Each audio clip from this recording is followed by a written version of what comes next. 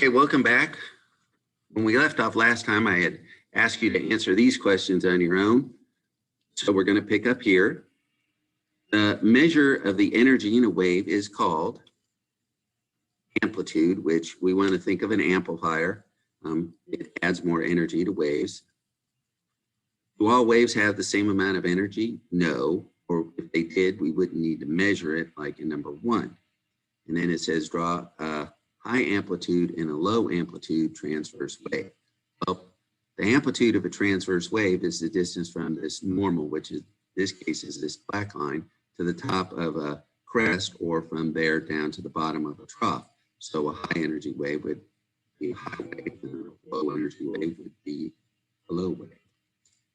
Number 3, draw and label a longitudinal or compressional wave.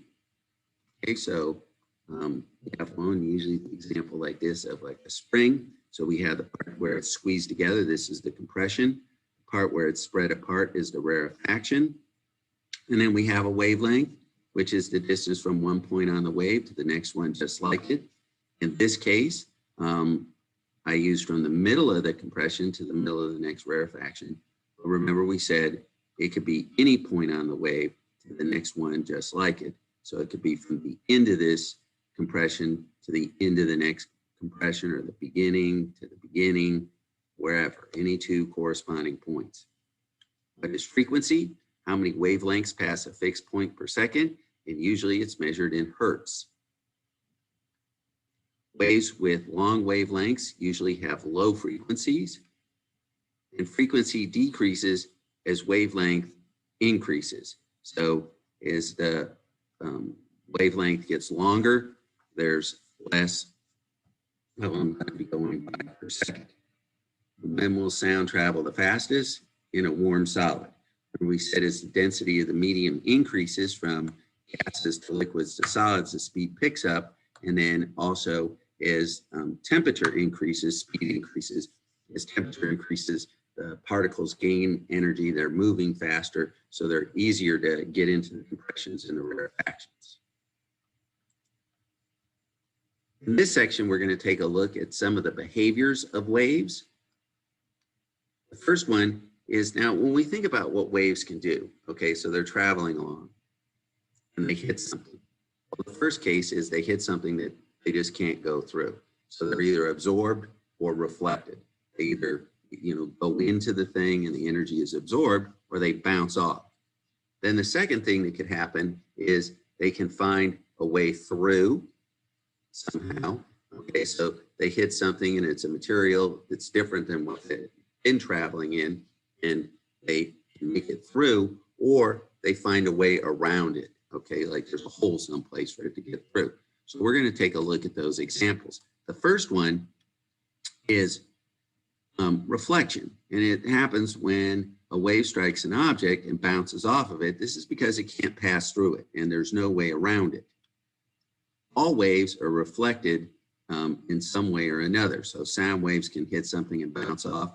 It's called an echo. When light waves hit something and bounce off, that's what allows us to see things. We see the wavelength of reflected light. Also, when we look in a mirror, okay, that's an example of a reflection. Okay, so there's parts of this. There's the angle of incidence. This is the angle formed from the wave striking the surface in the normal. The law of reflection is the angle formed by the reflected wave in the normal. And the normal that we mentioned in these first two is a line, and it's an imaginary line that's perpendicular to the reflective surface. Okay, and this is the case of mirror images are reversed. So we have this dotted line. It's this imaginary line that's called the normal. And so, like when you look in a mirror, there's not actually a thing sticking out perpendicular to the mirror, but it's just a point of reference to measure the angle. So you have this incidence or incoming ray, and it, the root word here is incident. So it's the thing that happens, the incident that happens that causes a reflection. So if this was a sound wave, it would be coming in, or if it's a light wave, it would be coming in. And then it's going to hit this surface through which it cannot pass, and it bounces off. And if it's a smooth surface, it's going to bounce off at exactly the same angle that it came in at. So this would be the reflected or outgoing ray. This is why we have that normal. Okay, and it's just a line, an imaginary line that's perpendicular to the reflected surface. And the distance from here, this arc, this angle is called the angle of incidence. So it's the angle from the normal to the incident ray. And then on the other side is the angle of reflection. Okay, and these are equal angles. So this is why you actually see yourself in the mirror, because the light coming off of you hits the mirror and it bounces back at the same angle. So it makes a perfect reflection.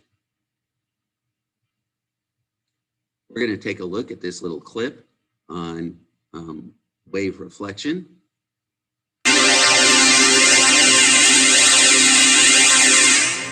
Just as a billiard ball hitting the rail of a pool table is always reflected away at an equal angle but in an opposite direction, so are waves. The law of reflection states that the angle at which a wave strikes a barrier is equal to the angle at which the wave is reflected away from the barrier. However, not all the energy of a wave is necessarily reflected when the wave strikes an object. Waves can also be absorbed or turned into work by the objects they are striking. For example, ocean waves do work by wearing away beaches and shorelines. The wave energy that is not absorbed or turned into work is reflected. Another example of absorption and reflection occurs when a beam of light is targeted at a black material. Most of the light is absorbed by the black material and converted into heat energy. However, when a beam of light is targeted at a highly reflective material, like a mirror, nearly all the light is reflected. Okay, so in the first example, we saw what happens when light hits something that it can't pass through. Okay, so if it's not absorbed, then it hits it, it bounces off, and it's reflected. Now, in this example, we're going to see what happens when a wave hits something that it can pass through. So it's going to be refracted, okay, or we call this refraction. And what this is this is the bending of a wave caused by a change in speed as it moves from one medium to another. The greater the change in speed, the more the wave bends. So one of the most common examples is a straw in a glass of water, and it appears to look broken. So as we know, light travels fastest in a gas, and then it slows down in a liquid. So light is coming along and is traveling really fast in the water or in the air, and then the light slows down as it moves from the gas, which is the air, into a liquid, which is the water. And the light slows down and it bends the pencil, it bends and the pencil looks broken. And here's an actual picture of one that is very similar to the drawing that we put in the notes. So you have this pencil, and then you can see here it looks broken in this glass of water. And that's because as the light goes from the air into the liquid or the water, it slows down and it bends. You see this if you've ever gone spearfishing, or in this case, this man's hunting with a bow. But if you're looking at something in the water, it appears to be over here, but the actual thing is here. So you need to aim low because the actual fish is here and the apparent fish is over there. Here's an actual picture of a spear in the water, and you can see the spear, it looks like it's bent.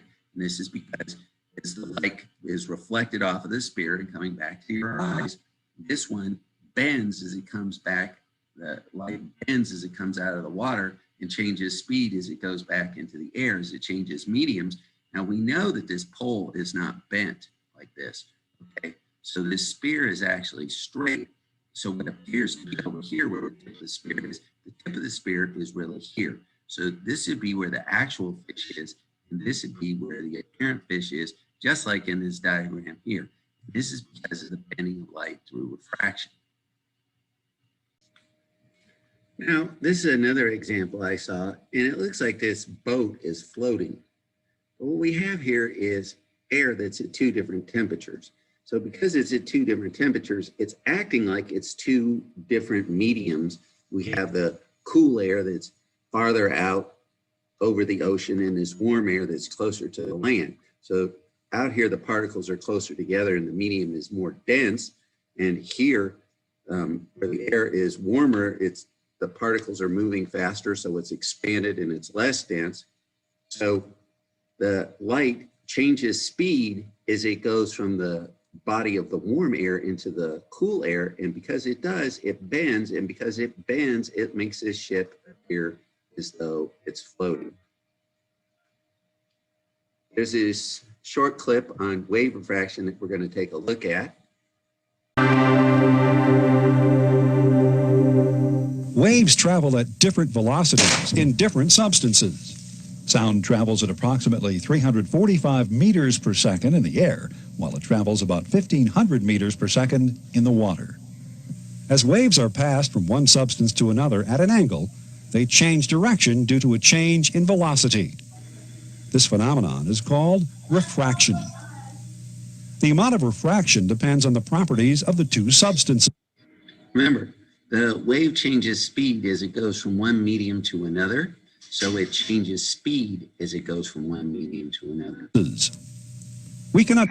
This is a really good example, okay? And you can kind of see the wave is coming in here. And then the first part of the wave to hit this piece of glass kind of gets stuck and it slows down. And this part of the wave is still moving quickly. And then it goes through the glass, and then this part comes out and it starts moving more quickly. Understand refraction by looking at this diagram. When a wave is going from a high-speed material to a slower-speed material at an angle, the wave changes direction. In this example, the right-hand side of the wave reaches the surface of the slower-speed material before the left-hand side. As a result of the left-hand side of the wave traveling faster than the right-hand side of the wave for a short distance, the wave pivots or shifts slightly. You can almost think of it like this part is getting hung up and it's going through something thick, so it's slowing down. This part isn't, so it's still moving quickly. So the wave begins to turn and pivot. And then when it comes out, the exact opposite is true. This side comes out first, so it starts picking up speed. To the right. As the wave leaves the slower material and re-enters the faster material, the opposite sequence of events occurs, and the wave pivots an equal amount back to the left and resumes its original direction in the faster material. However, notice that the beam has been shifted to the right. And that's why the pencil looks broken. These light beams traveling through a heavy piece of glass are bent and shifted due to refraction. Okay, we're going to stop here. I hope you're having a great day, and we'll see you next time.